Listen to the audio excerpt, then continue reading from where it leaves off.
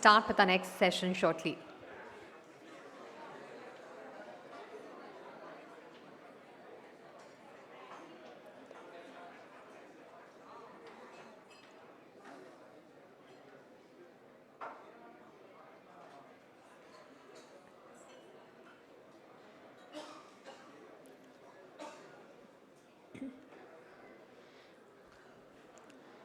Request all of you to please be seated and please put your phones on silent.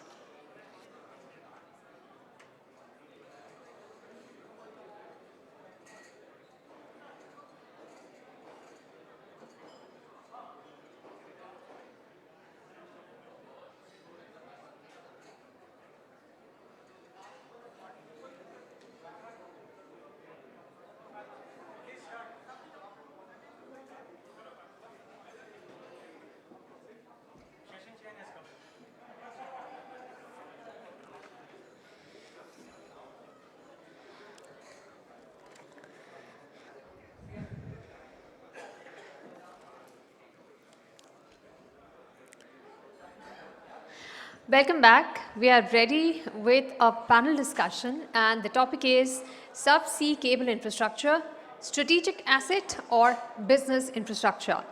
This is going to be a very interesting topic. I request all of you to please settle down and take your seats. Please clear the aisles.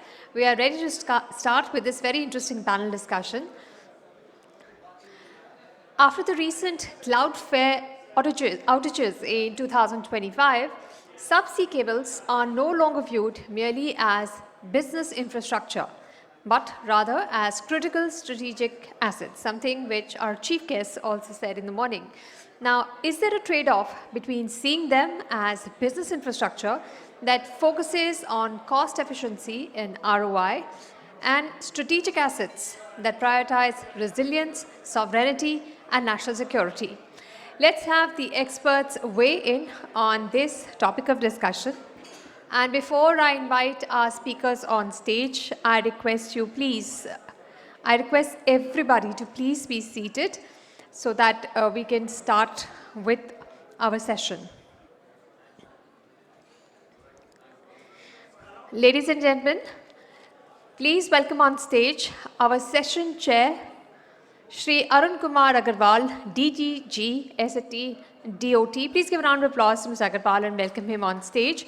He is an Indian Telecom Service Officer of the 1990 batch and has about 33 years of experience in various areas of telecom, such as planning, installation, standardization, rural telecom, USOF schemes, satellite sustainability, and more. Please welcome on stage our session moderator, Mr. Priyabrata Das, MD, One Consulting, TMD, PwC.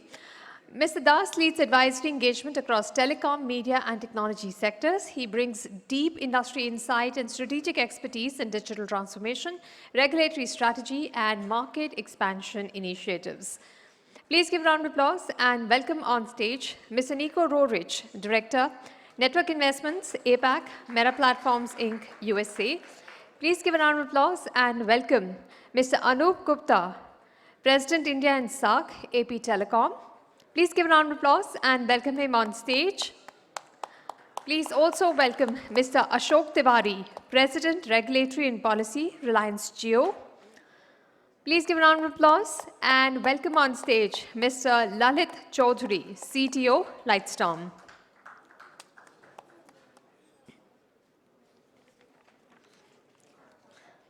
I will request our session chair to please kickstart the discussions and address the audience. Please give a round of applause to Shri Arun Kumar Agarwal, DDG, SAT, DOT.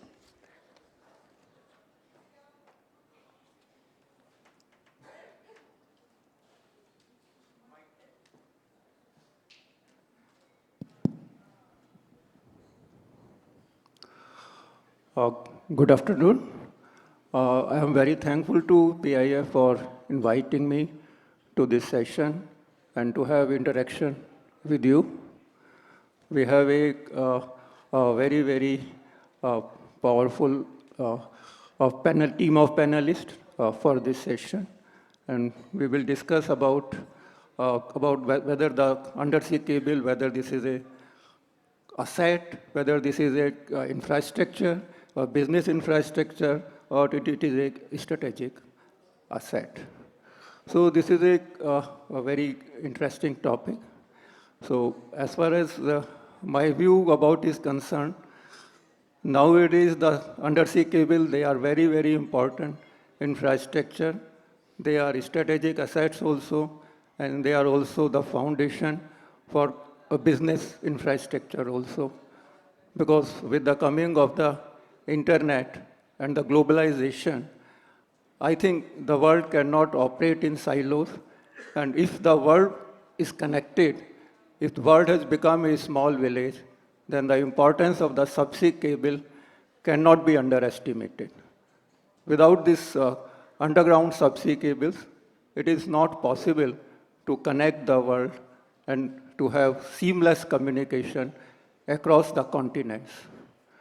So the panelists will discuss the various aspects about this issue.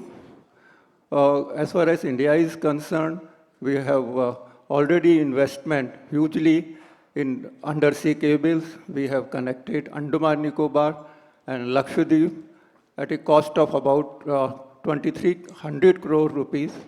We have connected the islands of Lakshadweep and also major islands of Andaman and Nicobar, which is of very strategic importance also, as well as for providing connectivity to the general public. So with these words, I request the moderator to please initiate the discussion.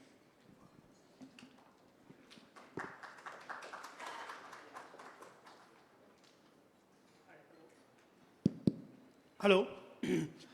Thanks, Chair. Mr. Arun Agarwal, thanks for coming in and setting the context, setting the stage. Also, participants and audience, great to have you here and welcome to the session after lunch. So look forward to your attention, look forward to your thoughts also, and I'm sure you'll be a very, very engaging audience. My name is Priyo Broto. I go by Priyo. I am a managing director in PwC's telecom consulting practice based in Gurgaon. Today we are here, as Mr. Agarwal mentioned, we are here to discuss about subsea cable infrastructure as it traverses the journey from business infrastructure to national asset or strategic asset. That's the topic in front of us. We, of course, have a very distinguished and eminent set of experts, speakers, panelists who will talk about it. A few quick words as we start off. Clearly what we are seeing, and I had the privilege of listening to some of the discussions before lunch here, and speaker after speaker have also talked about this. A very high percentage of data traffic clearly goes to submarine cables. We all know that. What is also happening from an India perspective, if we see, we are also seeing that in India, there is a unique characteristic, which is that our average data consumption or mobile traffic consumption, GB per month, India stands at about 36 as of today, end of last year, let's say. It is expected to go up to about 65 GB per month. Now, if I were to contrast this, what is happening is US, that number is about 21 GB per month, Western Europe is 25 GB per month. So clearly, India, in terms of mobile data traffic, we are one of the highest, actually one of the highest, possibly, arguably the highest, among the major countries. And we will remain so going forward. So therefore, we are data consumers, big time data consumers, and that's a great thing. The data, digital, and device economy in a way are converging to make all of that happen. So that's fantastic. What we have also seen is, a lot of the data, digital, data center, the ecosystem is coming together.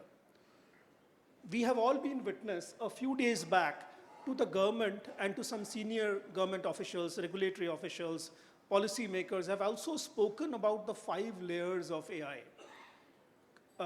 What they have said, and I'm sure all of you are aware, I'm just quickly summarizing it. What they have said is, it is all put together. There is an ecosystem clearly. It begins with, in a way, if one were to look at it like that, it begins with power or energy infrastructure, renewable energy, so on and so forth. Clearly, there is, I would say, the data center infrastructure. A lot has been spoken already. India still, about 2% of the world's data center, thereabouts, roughly speaking, though the data consumption we just spoke about. So a lot of ground to cover as a country India, for us, for all of us. The other one is about compute. The third layer, if one were to look at it like that, is the compute part of it, which is the CPU, GPU, and so on and so forth, and the H200s, the Blackwells, and so on and so forth. Clearly, the thinking is, if we were to look at it, how much India can do, this is something that may be a little long-termish, but yes, it is certainly an aspiration. It is certainly the North Star. From the third layer, we move to the fourth, which is the models, the Indian sensitization, the Indian cultural nuances, the Indian use cases, and so on. We have to look at that. And finally, the customer-facing or the app layer, meaning healthcare, meaning e-governance, meaning public services, meaning financial transactions, what have you, right? So those are the 5 layers. We have all looked at it. India is now moving, everyone knows it very well. India is now moving from a sovereign data center to sovereign AI, the entire value chain. Now, if we look at it from that perspective, subsea cable infrastructure is very important. It is clearly integral, inalienable part of that ecosystem. And hence today, we sit down with this team of experts and we are going to discuss a few points, deliberate on a few points. A lot of that has been broached, has already been touched upon. For example, the capacity, the capacity building. We have talked about cable landing stations. We have talked about the journey that we have undertaken to open and carrier neutral cable landing stations. We talked about topology. One of the eminent speakers earlier in the morning was talking about topology, architecture, redundancy, and so on. We are going to discuss that threadbare. We have a team of experts here that is going to talk about their own experiences, their organization's experiences on that. And also repair and maintenance. One gentleman, one eminent speaker earlier spoke about that also. We are going to delve much deeper into that. Repairs and maintenance, yes, at this point in time, India does not have an India-flagged cable repair ship, CRS, but possibly do we want to look at that? Underlying all of this is, how do we look at it as a national, as a strategic asset, which will stand good for India over the few decades, over the few years, versus commercial economics, the commercial computation behind it. It has to be a balance for sure.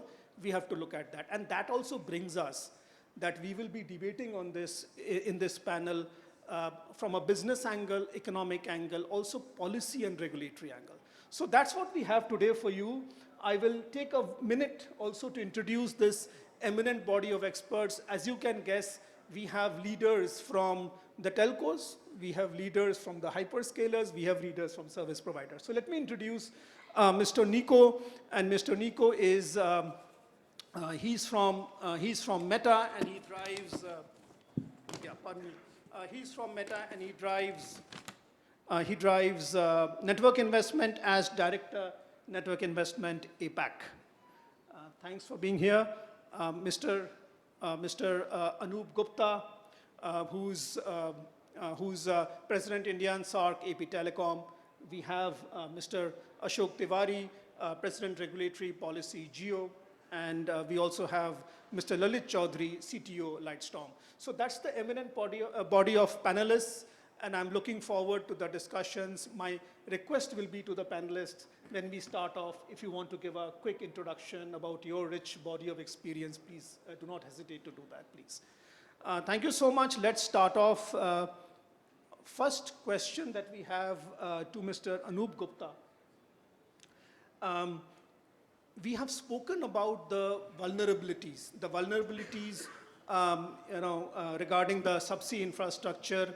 So in your mind, Mr. Gupta, what are the top 3 vulnerabilities that you see, and what do you think would be the mitigating factors or mitigations that you have in mind, that your experience bears out? Hello. First of all, Priyo, thank you so much. And I'd like to thank everybody at Broadband India Forum for organizing this, especially for somebody who's been in the subsea side for the last 25 years in India. It's so pleasant to see a room full of people who are keen to be doing something about subsea, because it was always left as somebody's business somewhere. So it's refreshing. Before I start, I think one thing I would like to for sure say is that sometimes in a lot of these discussions, suddenly we get into a mode of saying everything is doom and gloom. Probably not. What India has achieved has done decently okay in terms of getting enough amount of capacity into India, managing the growth till now, and also in terms of building the environment, in terms of trusted networks, is something India has done well. Having said that, I think past is no reminiscence of the future. What AI brings will be completely different from what we've seen in the past. Therefore, there is a couple of things that from an ecosystem perspective we need to really look at. The first I would talk about is diversity. Diversity in terms of a lot of elements in the network.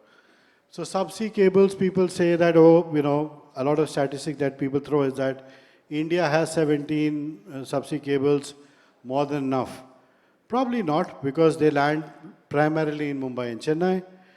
There needs to be diversity. There needs to be ample amount of diversity. We are seeing Vizag come in, but Vizag alone will not solve the problem. We need to have something on the west coast of India, probably many more coming in there. So that's the first thing that one needs to look at. The other thing, probably when we look at subsea cables, essentially as they are, they traverse multiple geographies and multiple continents. And when they do that, there is a significant amount of geopolitical risk which is attached to this. So if India alone is trying to solve a problem, it may not be enough. In terms of, I'll give you an example. Right now, there's a lot of issues in the Red Sea. So is Red Sea an India problem? Probably not, but it impacts India because out of, I believe, 3 to 4 cables are already cut there, where there's no repair happening. So when we talk about diversity, then we have to get deeper into it and even look at route diversity. So therefore, Nico and his team are building beautiful networks in the south of, in the global south, which will really solve problems around that. So that again is something that one needs to look at. The third, I think, problem which was highlighted here is that we will see significant amounts of build happening in India. We will see significant amounts of network coming in. But building them alone is not the solution. Managing them is also one. So there's a discussion which one needs to have around maintenance and repair. A lot of times, this discussion around maintenance and repair is tagged as an India vessel problem. Getting an India flagged vessel is a part of the solution, not the solution. There's an ecosystem where it needs to manage and build all of it. And the last one, without taking much more time, I'll just say is that we need to, as an ecosystem in India, to be able to attract a lot more investment coming into India. A lot of time regulations here are very strict around how people who are coming in and investing, how they are protected. So if that is done, I think that's another thing that we should take care of. Thank you. Thanks, Anupji.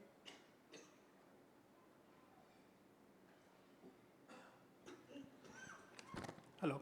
Yeah, thanks, Anupji. Thanks for your points. And I really appreciate what you mentioned about not being in gloom and doom. So that's an important point. Yes, absolutely. And of course, the points that you made around the Red Sea International Choke Point and the geographic dispersion of CLSS. Absolutely valid points. Great. Thanks for your comments. Let's move to Mr. Ashok Tiwari. And Mr. Ashok, wanted to get your thoughts, again, given your rich experience, wanted to get your thoughts around how do you see the cable architecture, how do you see the high fiber cables, and the impact that it will have as we see more and more investments coming in. So what are your thoughts around that? Would be great to hear from you. Thank you. Good afternoon. And I hope audience will definitely be listening after the lavish lunch. So my topic is something, kind of technical, probably being, while in DOT, I was dealing with the technology. For subsea cable perspective, because investment is huge, before decades actually, it was, the investment model or owning model was totally a closed one, integrated, vertically integrated model. Basically, it was working a consortium based. So now the shift is because, the fiber and all this, there is advancement in the technology with the technological evolution. The model is changing. So is the investment model, and ownership model is also changing presently. See, we can say that while I was dealing in the terrestrial optical fiber cable laying, even 15 years back also there was huge fiber pair. But here in subsea cable, the fiber pair was only just 2 or 3 fiber in that cable. It was not that technology don't know, people don't know how to insert more or more fiber there, but there was constraints, and constraint you will imagine if those who are involved in directly in the cable landing technical operations, they might be knowing the biggest challenge is power feeding. The power feeding equipment that involves across the continent, it will be around 20,000 DC volt. So pumping the 20,000 DC volt, that may be either two things, 10,000 from the other source and 10,000 from this shore. And then only one will be the positive, one will be the negative, and seabed will be used as a return path. And at the seashores at the both end, it will be this thing, what you call earthing electrode that will be put there in place. So this kind of, so over the evolution of the technology, because the repeaters, etc., they were modernized, now it is possible. And there is one more, in one fiber core, now there is sub-coring kind of thing, multi-core we say. So even one thread of the fiber can act as a 2 to 4 fiber inside itself. And NEC and NTT, I am told, they have already demonstrated up to 7,000 kilometer for the 12 multi-core, 12 this thing core in single strand. So that is the technological evolution, that is the technological lead which now we are witnessing. So given that, with the emergence of those technological this thing evolution, the investment pattern is totally changed. So from the consortium, basically now it is open access, open-ended, open cable architecture is introduced. Being hyperscaler, because they need complete control of the reliability and SLA figure, the hyperscalers prefer for the entire 24 cable or 20 pair cable, they sometimes keep, suppose 50% of the fibers in their control directly, and remaining 50% fiber they let use as to the neutral landing stations. So in India also, neutral landing station has been recognized with the recent regulatory reforms. So, that is good. So that way the investment is now, instead of heavy capex, having by the only one telcos at this end and one telco at the other receiving end, instead of that, now it is a modular structure which has been evolved. Some entities like I have seen in the Google, I mean worldwide, globally I'm talking, matlab je hai. So right from open modular structure, someone is using some good entities, they are using hybrid model, I mean kind of some pair on the consortium kind of basis with the big investment and remaining pair available for the different, I mean at the higher bit transmission rate with either wavelength as a service or anything. So with the introduction of the regulatory regime here in India recently, which was, I mean, this thing, that has been enabled that even the secondary point of presence, probably time is less than you are looking. Yeah, sorry, matlab, yeah, you have given me the technical kind of thing. So secondary point of presence, CLS, this concept has already been adopted here in the India. That will leverage definitely for the better use of this thing. And then there is another concept also, I mean, just I am making you aware, those who are not aware, otherwise I am sure that there are more learned people than what I know.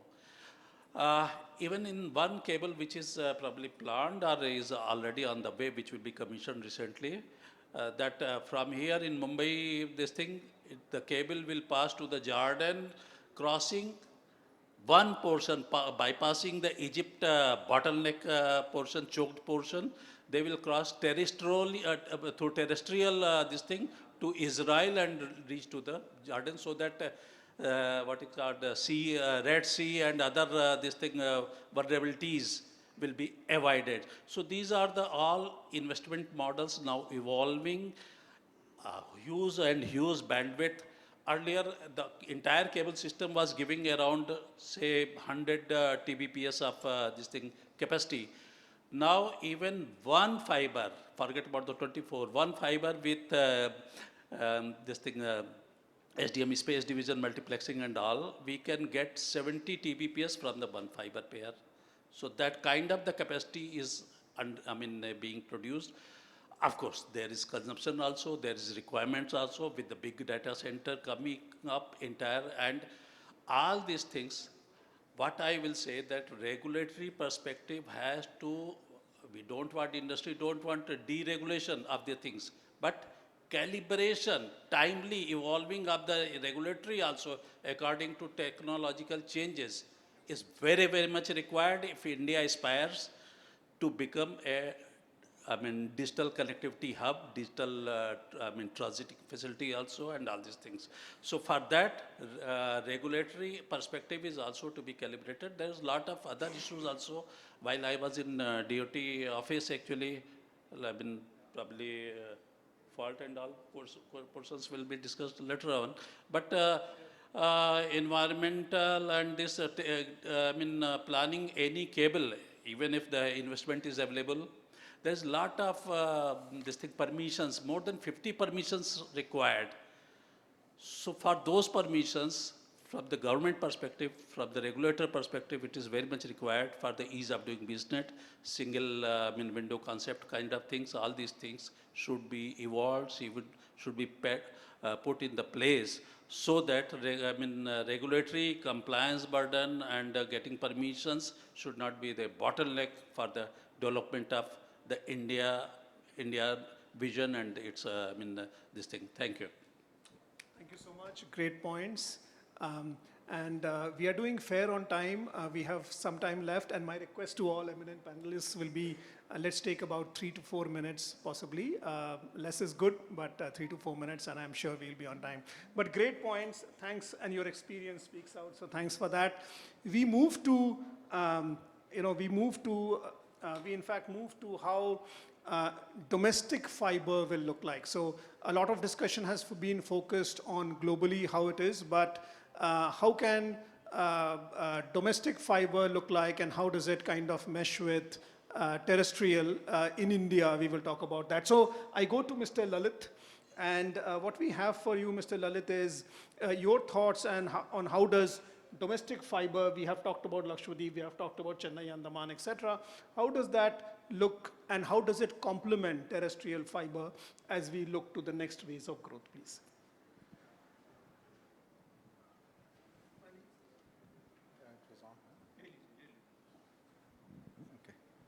Yeah, thank you, Priyo. So we've been talking about the subsea, and subsea fiber eventually comes on the and meets a fiber pair in the terrestrial. And if you just look at the availability between, what's the number of fiber cuts that you have on submarine and what you have on the terrestrial, there's a factor of 300 to 500, depending on which city you are based out of. So, they've had 8 fiber cuts in subsea in India. Of course, the reason why those 8 fiber cuts are very devastating is primarily because it takes much longer time to repair. So the mean time to repair is no longer 4 hours. Okay? Its mean time to repair is more than 4 months or sometimes even longer than that. But the number of cuts, if you look at, is far lower than what you have on the terrestrial side. So our view is that, that the government should actually look at how the subsea can supplement the national long distance. And with this merging of NLD and ILD license, I think it will become easier for service providers to own assets, not just on terrestrial, but also on the subsea and connect all the coasts. Okay, I just want to go back to a completely different industry, transport industry. They opened up the subsea ways for decongesting the national highways of India. The national highways, they are building very fast, but still the number of vehicles are just taking 40 to 50 hours to reach from Mumbai to Chennai. So to decongest that, even though they have a longer route via subsea, but that route was opened up. And that route, they don't have to go through customs. So this is exactly what is on the similar lines, what we are recommending or advocating is, can we open up the subsea for the terrestrial, as a supplement to the terrestrial?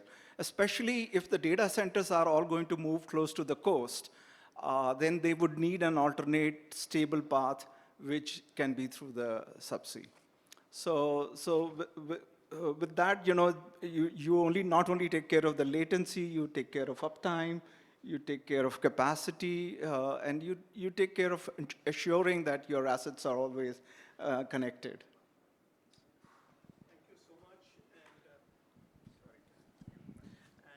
Very precise, Mr. Lalit, very to the point, very crisp. Thanks for your points.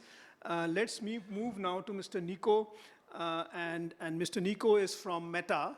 And of course, we all know the kind of role that Meta is playing with regard to subsea infrastructure around the world and shaping things. So what we have for you, Mr. Nico, is wanted to get your views. There is certainly, and the topic also signifies, there is certainly a view that subsea cable infrastructure being classified, being called out as critical infrastructure by Government of India.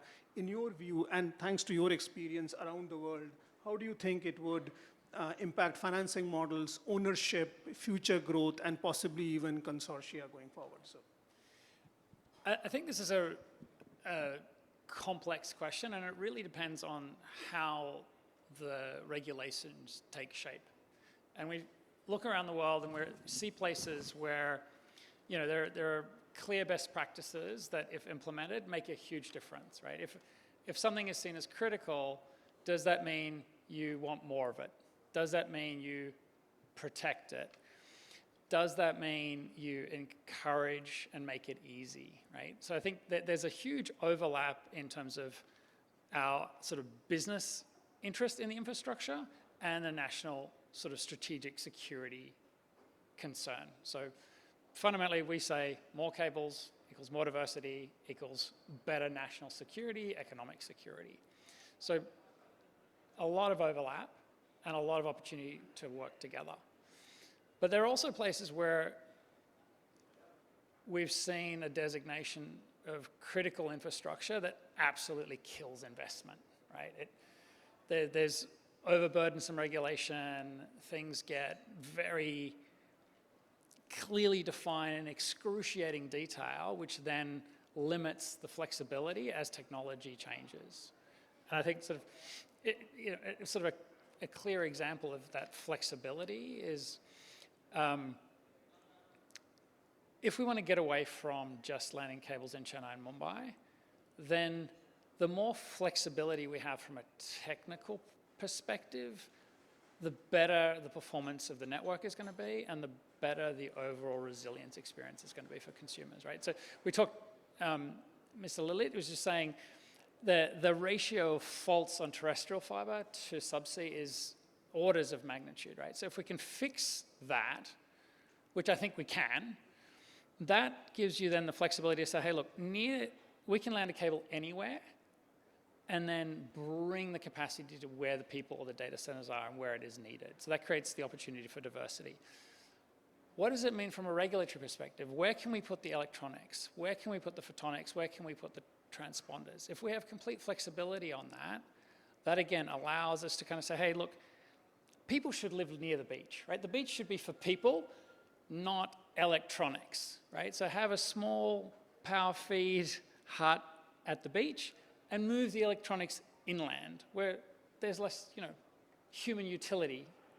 So having that flexibility and working together to make sure that the infrastructure is secure and meets everybody's needs is the key opportunity.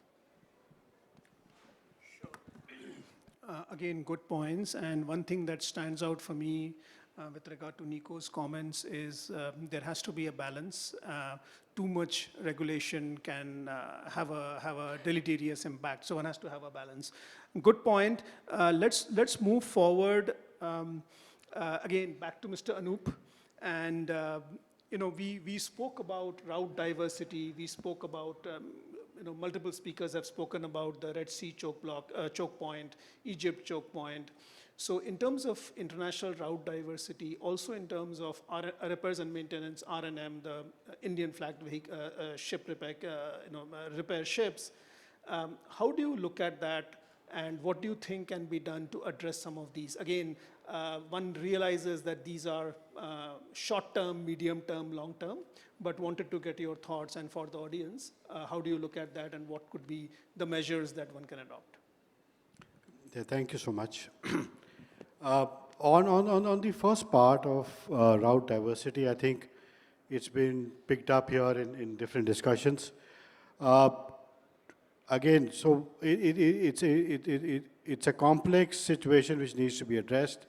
While anybody needs more landing stations, like you're talking about Vizag or Diga, somewhere in Gujarat, somewhere in Kerala, but then there needs to be very good connectivity between these landing stations.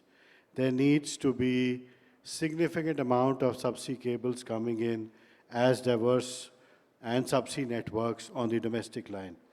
Currently what's happened is that the licenses, if I see it from when I first read it, they were all built around voice, and then data was kind of put into it.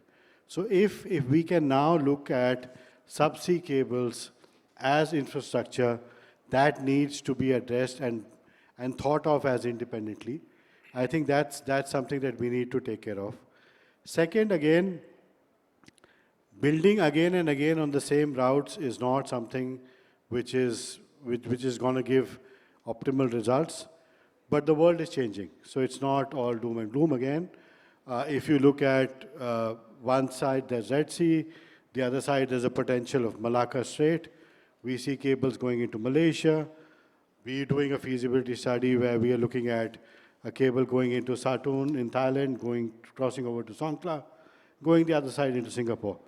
So a lot of work is now getting into this to ensure that there is ample diversity, with the premise being that there needs to be enough built into India, and all of this needs to be built around a network which will be kind of always on. What AI will bring in, we don't know, but we have to be prepared for it. So there needs to be enough diversity. On the second portion of maintenance and repair, again, that's something that as AP Telecom we'll be working on. It's not just getting a vessel which is flagged as an India vessel. Today, maintenance and repair is done under zones. There is zone agreements. There is CIOCMA who's doing maintenance and repair. Getting a vessel in India, how does that operate with contracts which are already there? How will it be maintained? Are you taking, to Nico's point, if it's critical infrastructure, are you really putting it as that it will just be on standby? Who's going to bear the cost of it? So there are questions that need to be answered. I think in this, as you said, some things will be handled in the medium to the long term, where a lot of thought needs to get into. There needs to be industry and government engagements where a lot of these problems are solved to the point where it makes both commercial sense along with it just being a critical asset of sorts. Because in India, all of this lie with the private operators who are governed by business outcomes. So we need to ensure that business outcomes are also taken into play. If we look at it from purely strategic, unless somebody kind of, pushes them to do it, it won't happen. There needs to be defined business outcomes which drive all of this. Otherwise, there are nice conversations to have. Everybody knows what it is. But then next year we come back, we'll still talk about the same thing. So that's my view. Thank you. And thank you so much. Thank you so much, Anoopji. Very valid. And, this also goes back, if I can build on that point, this also goes back to the theme that we have today, right? Subsea cable infrastructure, strategic asset. Now, as Anoopji mentioned, and other speakers have also spoken about, clearly what one is seeing is, it's a delicate balance. It's a balance between business considerations, economic considerations, ROI, IRR, et cetera, on the one side. That's clearly a business parameter to solve. On the other hand, there is a national and there is a sovereign view also, right? Which perhaps outweighs commercial considerations, again, perhaps. So it is something that various stakeholders, leadership stakeholders, they will have to take a look, and perhaps we can resolve some of this on a short-term, medium-term, long-term basis. But again, thanks for your inputs, Anoopji. Let's move forward. Let's delve deeper with Mr. Tiwari regarding repairs and maintenance. Let's go a few layers deeper and understand. When we talk about cable repair ships, and when we are talking about the upcoming trends in fault management, fault repair, turnaround time that you are looking at, what are your thoughts, Ashokji, and how are you seeing that evolve in the coming times? Thank you. It's a industry thought, not mine exactly, but what we feel that someone has also mentioned from the dais, that over-regulatory burden is not good for the business. Whereas, as you have already mentioned, that sovereign factors are definitely there in place, and we don't say that, there should be any compromise on that. But at the same time, ultimately, it's a business entity, and being the strategic business, government is also having a interest in that. So with those, this thing factor in mind, government should have a single window clearance system through Saral Sanchar in the Department of Telecommunication or something, and probably Mr. Arun Agarwalji might be privy to the TRA recommendation, what is going on. TRA has recommended a lot of measures actually, reflagging of foreign vessels, flagging problems, and depot. Currently, the depot is in Galle, somewhere in Sri Lanka, and then if after all this thing and fault is localized, then ship will be sent to the Galle or through some other means, spare will be brought. So every item has already been discussed, deliberated in TIR recommendation. Now it is the time I request from the government and regulatory Department of Telecommunication that they should act swiftly on those points, so that something, it's not only the business interest, business is definitely interest, but it is in the interest of country as a whole.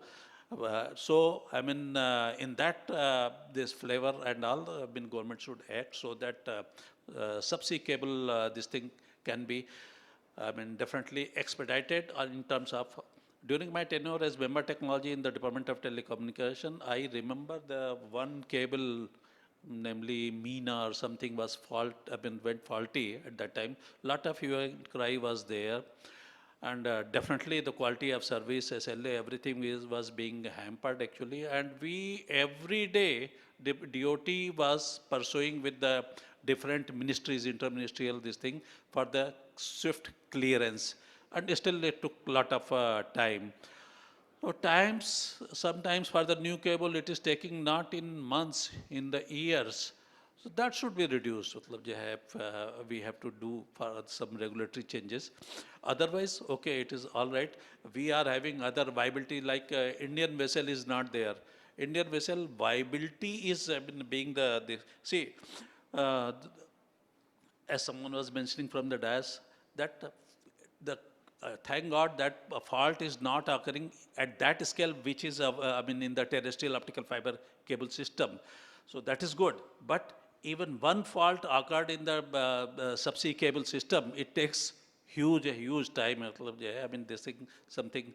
So, and there is one analysis that more than 80% of the fault is within the territorial water and exclusive economic zone. That means, only 20%, less than 20% fault is in the international water. For the international water, nothing is needed. Straight away from UAE or from Singapore, ship will come and they will attend.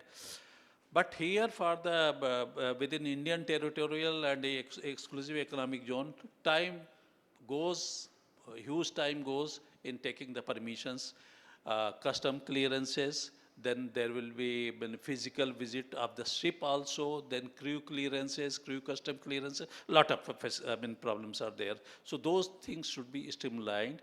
Otherwise, technology-wise, there is no problem. Fault can be attended in a very short period of time.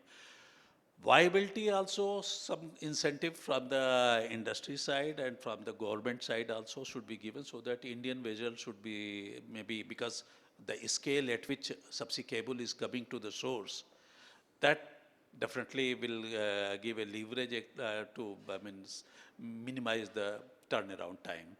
Second problem is that our all cable is converged at within 4 or 5 kilometers of either Warsaw Beach or somewhere in Chennai. So that diversity at that other ports also should be utilized. That kind of infrastructure, that is also a joint collaborative work from the government side and industry. So these are the few issues which, if seen favorably, probably will give held result. Thank you. Thank you so much. And again, fairly positive, view that you are sharing. So thanks for that. We now move to Lalit ji, and this is, a forward-looking point that we wanted to bring up, and how will it come across over the years to come.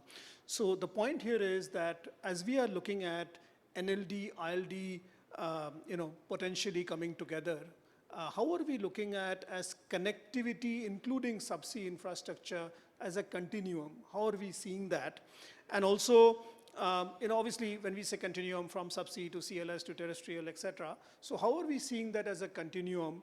And therefore, what does India need to do to further cement its position as a hub or a transit hub for international traffic? So that's the question. As you can see, as we approach the end of this, largely the end of this forum, we wanted to share a few forward-looking points with all of you audience members. So over to you, Mr. Lalit. Yeah, thank you.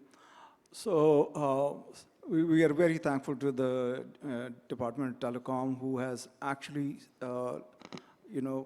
envisaged this new regulation where they want to bring ILD and NLD under one license.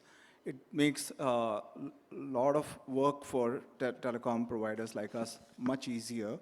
A lot less of paperwork that we have to do. We just file for one, under one license. So that's a very welcome step, I would say.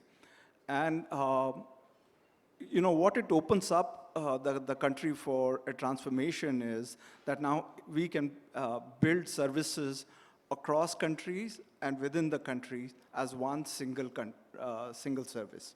Okay, we don't have to think about, oh, this will be provided by a different license and this will be provided by a different. This is the same license that end-to-end service can be provided, and end-to-end experience can be created, especially when you see that there are major data center hubs getting created within India, and the data center hubs getting created in the Middle East and in the Singapore, Malaysia, and Indonesia zone.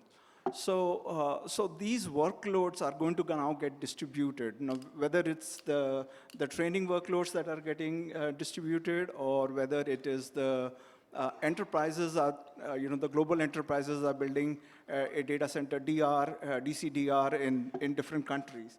So we will be able to build a single seamless connectivity across for enterprise and for hyperscale using this kind of a license regime. Not only that, it also opens up for a completely different dimension of connectivity, where we can allow service providers to pass through India, where maybe the traffic is not terminating within India, but it's going either to the countries which are connected, that have common borders with India, or whether they are within the reach of the subsea. So we will be able to pass through this traffic and reduce a lot of latency from the system, because every latency, as Amarjit in the morning session talked about, costs money of the GPU. Okay, so one last point I would just want to touch on what Nico talked about, that is it possible for us to make the terrestrial availability at par with subsea level. So I just want to relate it back to, Priyo talked about these 7 layers. He talked about, the top layer, which is the icing on the cake, is all applications, customers, users. So what does it look like to a person who's standing in the trench and has dug the fiber and he's standing there? What does it look like when he looks up all the way up there? What are the parameters that he should worry about? There are 2 parameters that typically you worry about. One is latency, the second is jitter. Okay, those are the 2 parameters that you really care for. This problem was actually solved for by pretty much all the telecom service providers who provide mobility connectivity to us. None of our mobile phones go down, even though the underlying fiber and the underlying infrastructure is so fragile. And that's because of mesh connectivity, mesh restoration, self-healing networks, and the programmable networks that the telecom service providers have really mastered in. Now, can we do that on the fiber layer or not? That, I think, is the most fundamental question, okay? Do we dig deeper, or do we go and hang the fiber on a OPGW? So we can, of course, hang it on OPGW, then it's very safe, nobody would go and touch it, because you will get electrocuted. But there is a limit. You can't go beyond 24 fiber pairs, or maybe 48 fiber pairs, not more than that, right? So, and Google was saying that they need thousands of fiber pairs. Okay, and that's the problem to solve for future. And the telecom provider which is going to solve, or the technology which is going to solve, that's where where the person who's standing in the trench will have the top line view. Okay, I'll just pause at that. Fantastic, Lalitji. And again, thanks for really giving us a worldview of how things may look going forward, end-to-end experience, the view from the trenches, how does it look like? And of course, that paradigm where we are talking about subsea coming together in a manner of speaking with terrestrial, continuum of sorts. Great points. Let's move to our last question or last discussion point of the day to Mr. Nico. It builds on the same theme that we have been discussing with Mr. Lalit. So what we are, it's actually, delving a little deeper into that. So again, looking at your experience and looking at your global experience that you bring to the table, what really comes to your mind when you think of, let us say, one bold initiative covering, say, possibly consortium, covering policy that could really help India catapult itself to becoming a transit hub, becoming one of the major global players of a digital gateway in the Indo-Pacific. I think going back to the thing I said earlier today about like airports as hubs are a really good example, right? If you want to have transit traffic, you've got to make it easy for people to transit, right? It has to be attractive. You have to be able to come here, get permits in a expedited time frame. You have to have an easy way to land the cable. It has to perform well. You have to have access to best-in-class tools, right? So we just talked about an Indian vessel. In places that we operate where you have cabotage laws, the experience has been terrible, right? You tend to get old vessels, people who see the law as a monopoly opportunity, they charge high rates and they do a terrible job, right? So you have poor quality installation, poor quality repair, and everybody suffers. So I think that's sort of the key message for me is how do you, if you want to become a hub, how do you make it attractive for people to come? And I think that's speed of execution and ease of doing business. And there are plenty of international best practice examples, so if we want to delve into those, I'm happy to do that probably when we have more time. Perfect, Nico. Again, great round of discussions. To me, this has been informative and very engaging. Multiple dimensions have come up.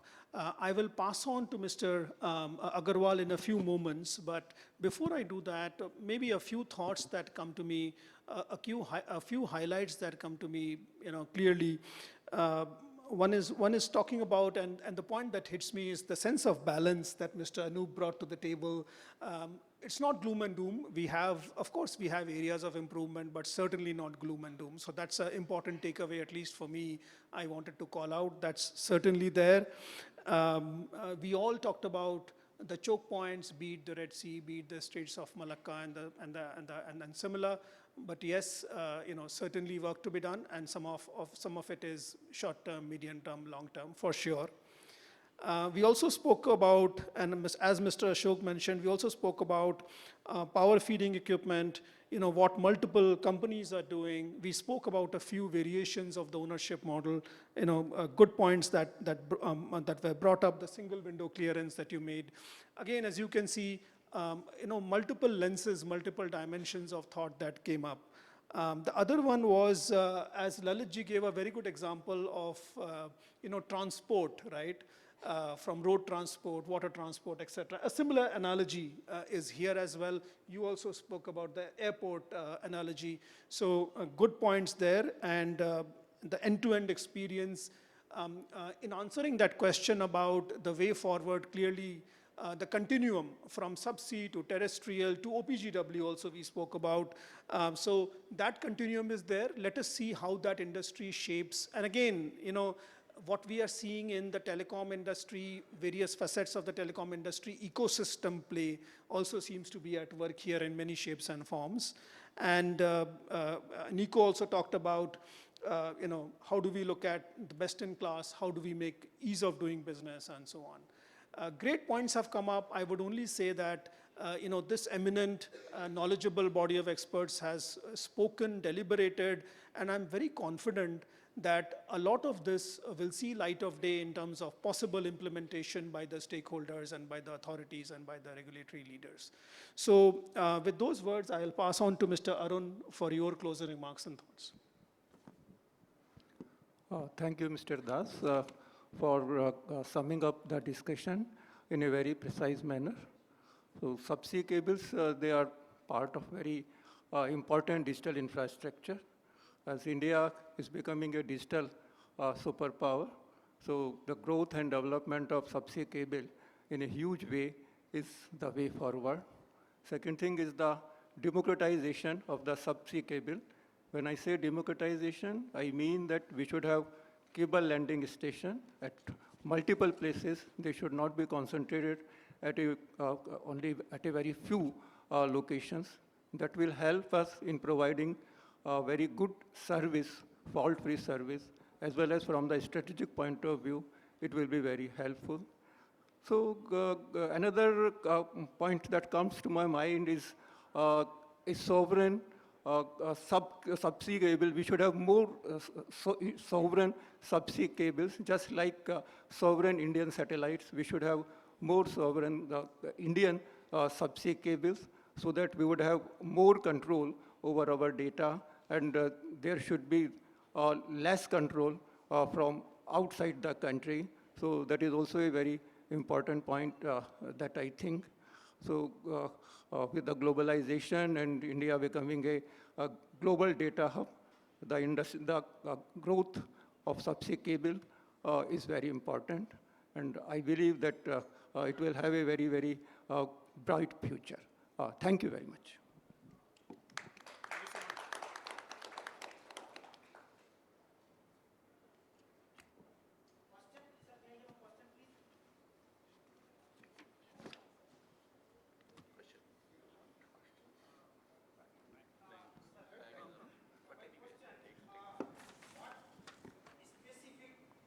Innovation practices are being incorporated to detect, fix, and handle misconfiguration and noisy neighbor problems in shared subsea cable infrastructure.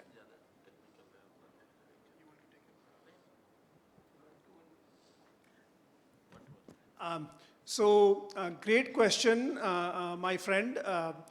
We are, we are done on time. But my request to you is offline. Do connect with us immediately after, and we will be happy to engage. Thank you, sir. Thank you.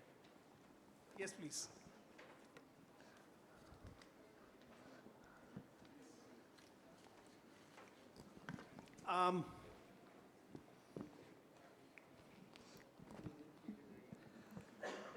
आपकी आवाज तेज है, आप बोलिए.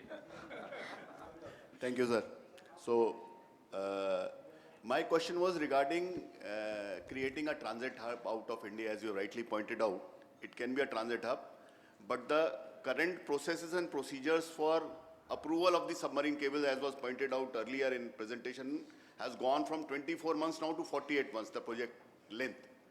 So, and this has gone on globally because localization is now the norm instead of globalization, worldwide.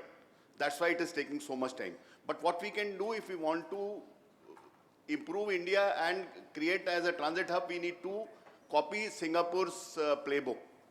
Because Singapore has emerged as a transit hub for Asia Pacific, and we need to do similar thing. For doing it, we have to simplify our entire environmental procedure, which takes a lot of time, and we need to create green channels for that. The current rules which have come in January 2026, they again talk about case-by-case approval only in the green channels. Once there is a case-by-case approval, whether it's a government inspector or a private inspector, you are going to face delays. So if there is an automatic deemed approval in the green channels, that is what this body should recommend, that all the things you decide, you approve a green channel from the environmental perspective. So that then the people will know that this is the channel, this is how the cable is required to be laid.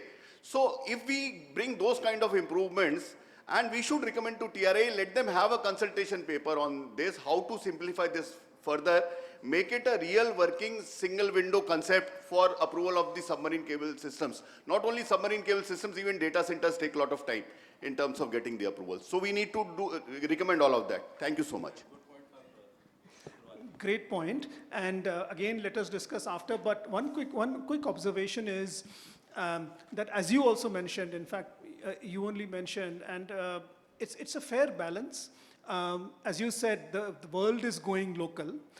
On the one side, that is there, we have to be careful, geopolitical situations and so on and so forth. At the same time, on the other hand, we also have to make sure that we are competitive with regard to ease of doing business, with regard to turnaround time. It's a balance, but, and you also mentioned it, so one will have to look at it carefully. But yes, it is certainly important. If we are to emerge as a transit hub, we have to compete with the Singapores of the world, so we have to think on those lines.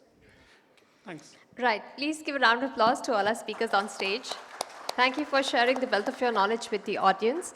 I would request our session chair, Shri Arun Kumar Agarwal, to please present mementos to our speakers.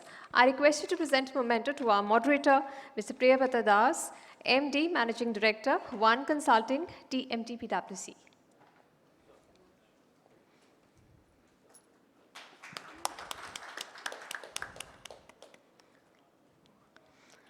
One for Mr. Anup Gupta, President, India and SAARC, AP Telecom.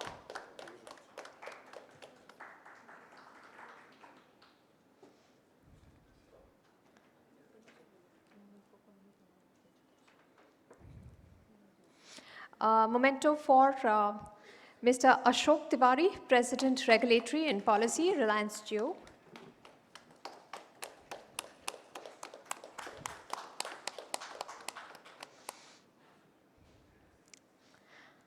And a memento for Mr. Lalit Chaudhary, CTO, Lightstone.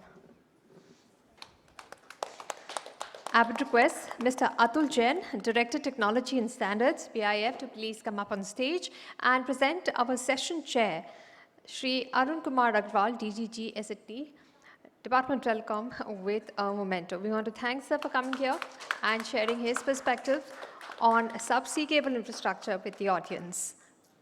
I will request all of you to please gather for a group photograph in front of tables.